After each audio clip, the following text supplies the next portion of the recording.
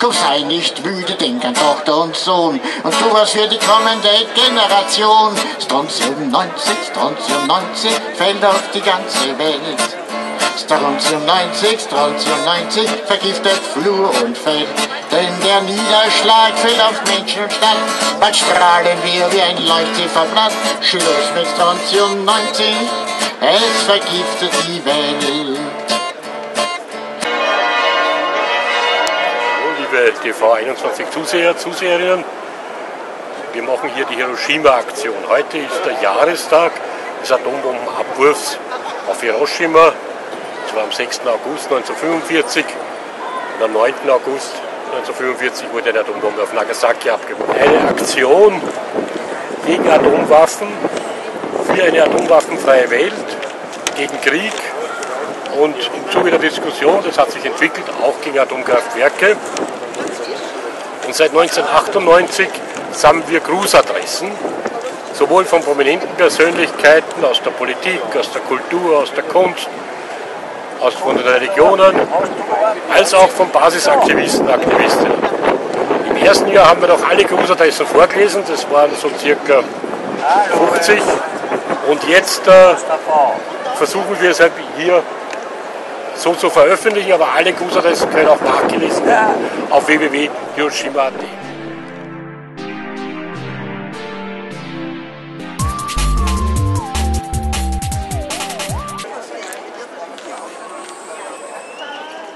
Zuseher von TV21.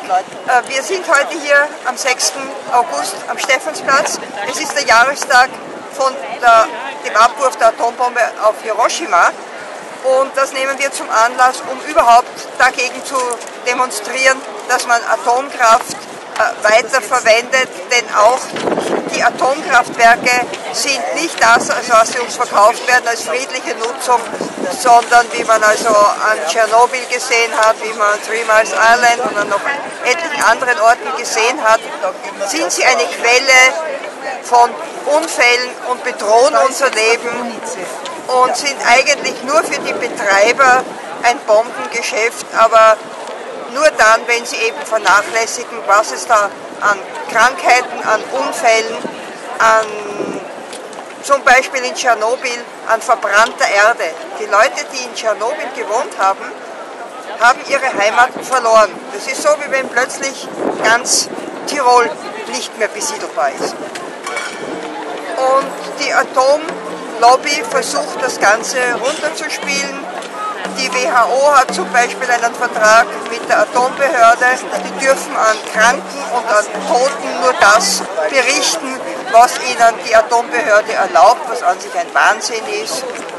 Oh Gott, ich könnte da stundenlang, ich kriege also eigentlich solche Knödel im Hals, weil aus Gier den Betreibern und der Atomlobby unsere Gesundheit und unser Leben und unsere Zukunft einfach egal ist. Es ist so wie Gandhi hat mal einen sehr guten Ausspruch getan, es ist genügend da für jedermanns Bedürfnisse und niemals genug für jedermanns Gier. Und an dieser Gier werden wir zugrunde gehen. Damen und Herren, wir haben uns heute hier am Stephansplatz zusammengefunden, um den Opfern der Atombombenabwürfe über Hiroshima und Nagasaki vor 69 Jahren zu gedenken. Die Opfer von Hiroshima und Nagasaki mahnen, es gibt noch immer genug Atomwaffen und es ist unbedingt notwendig, dass weiterhin daran gearbeitet wird, dass es zu einem Verbot von Atomwaffen kommt. Und diese Veranstaltung soll mithelfen und Sie inspirieren, auch in diesem Sinn weiterzuarbeiten. Wir haben eine Delegation von Pax Christi, Österreich und USA in Wien auf der Durchreise nach Oberösterreich zum Jägerstädter Gedenken. You're going to understand my flat English. So I am Sister Elizabeth, and I am a Maryknoll sister, a missionary sister from New York. We are the first foreign mission sisters. We're in 5 different continents and the islands in Central and South America. But I am here. I have been invited because my father was a conscientious objector, very much like your Franz Hagerstadt. They were just a war apart. Neither of them were well known. The government, the church, the family, everyone was against what they were standing for. They stood for no more wars. So we have to thank God for people like you that remind us that we cannot, we need to keep shouting it. Absolutely no wars, no the annihilation. It's just a stupid idea. And what's even worse, where do they put the stuff? You know, where do they store it afterwards? It's just very, very...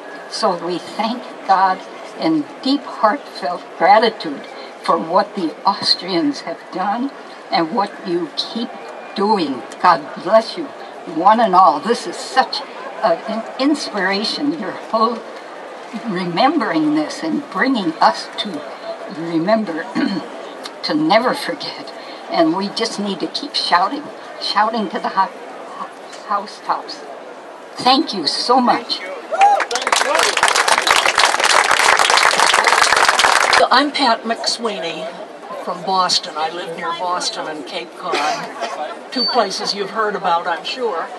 And I'm really very pleased and very honored to be invited to come here today to Vienna to be with you on Hiroshima where Day. Nations and empires are clutching at each other's throats and setting fire to the atom that we can live sanely who formed and love one another, of friends, and people of faith and goodwill. And he suggested and asked if I would accompany Sister Elizabeth this message and Michael forward. Baxter. So it seems to me that we should love one another as we Elizabeth commemorate suggested Hiroshima. that I say, I have visited Sister Megan Rice in New York to love one twice. Another or die. I visited her the last time in late July.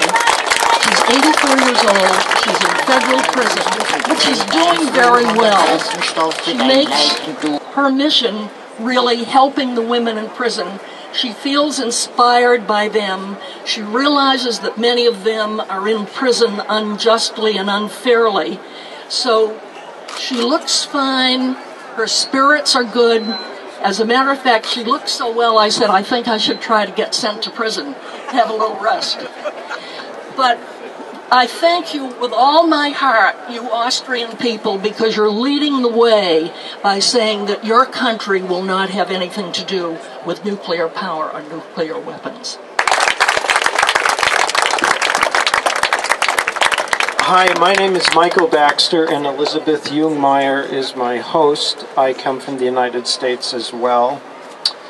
And I was asked to say a couple of words, and I find it very moving to be here in Austria, and very somber as well, because as we know, as we commemorate the bombing of Hiroshima and Nagasaki and mourn that, we're mindful, I think, of a whole century of war, these past 100 years, and that the Great War, as they called it, broke out 100 years ago this week.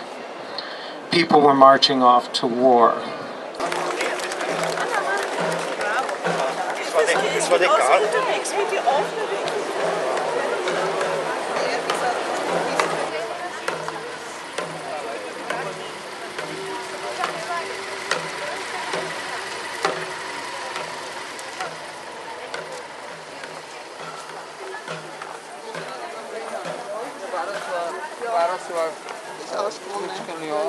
Aber die hätten wir wohl mitnehmen können.